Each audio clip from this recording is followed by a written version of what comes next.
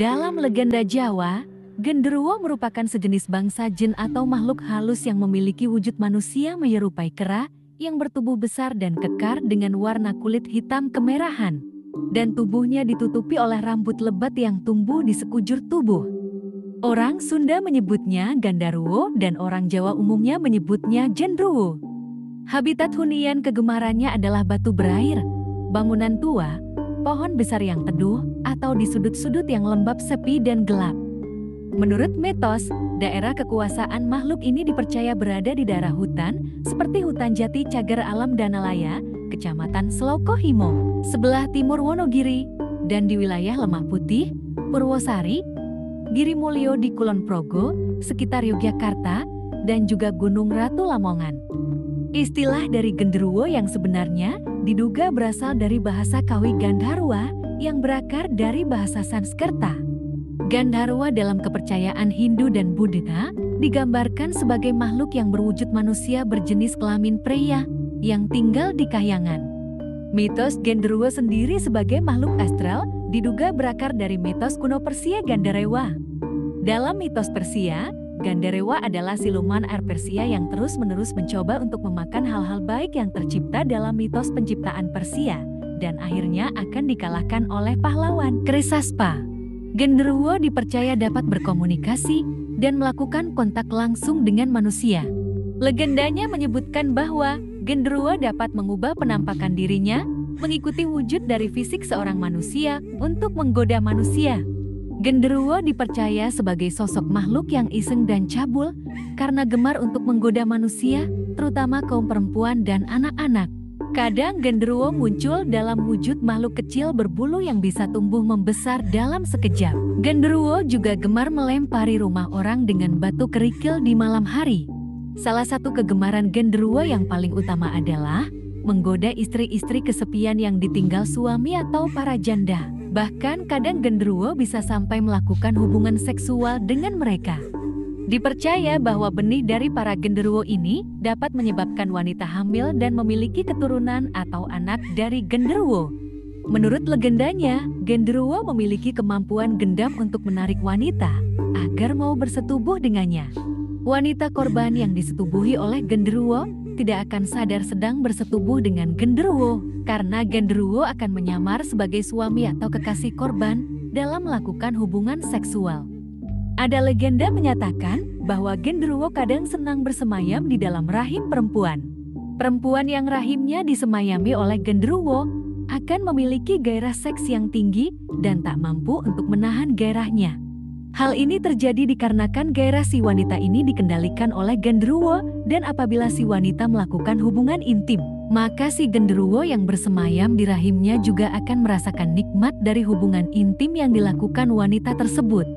Dalam mitos kepercayaan Jawa, diketahui bahwa tidak semua genderuwo itu bersifat jahat. Ada pula genderuwo yang bersifat baik. Genderuwo yang bersifat baik ini dipercaya biasanya menampakkan wujudnya sebagai seorang keket tua berjubah putih yang kelihatan amat berwibawa. Genderuwo yang baik tidak bersifat cabul seperti saudara sebangsanya yang bersifat jahat. Genderuwo yang baik seringkali membantu manusia, seperti menjaga tempat gaib atau rumah dari orang yang berniat tidak baik. Pernah juga terdengar bahwa genderuwo yang bersifat baik kadang-kadang membantu menyunat anak-anak dari keluarga tidak mampu yang saleh beribadah.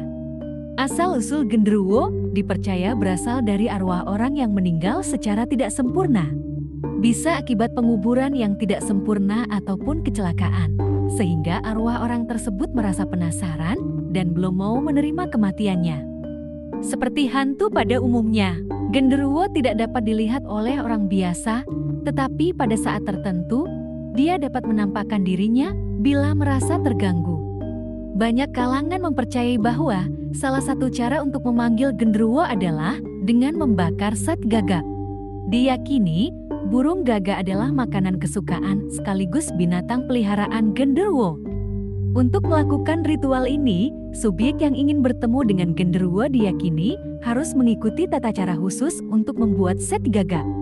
Hal terpenting dari ritual ini dipercaya adalah pengucapan rapalan mantra khusus agar genderuwo selain mencium bau makanannya juga dapat mendengar panggilan.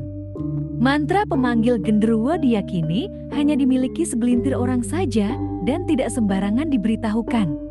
Tempat yang diyakini paling tepat untuk melakukan ritual pemanggilan ini adalah tempat yang terbuka.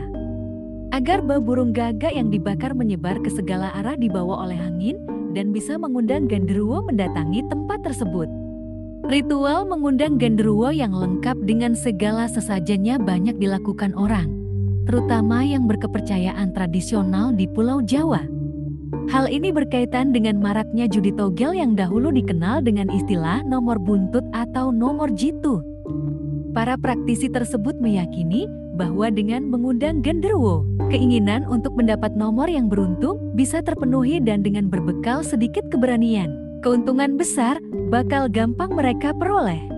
Diyakini bahwa setelah genderuwo keluar dari sarang mereka, karena mendengar rapalan mantra berikut bau daging gosong gagak terpanggang, maka praktisi harus secepatnya meminta apa yang mereka inginkan sebelum genderuwo mencuri atau memakan umpan saat burung gagak tersebut.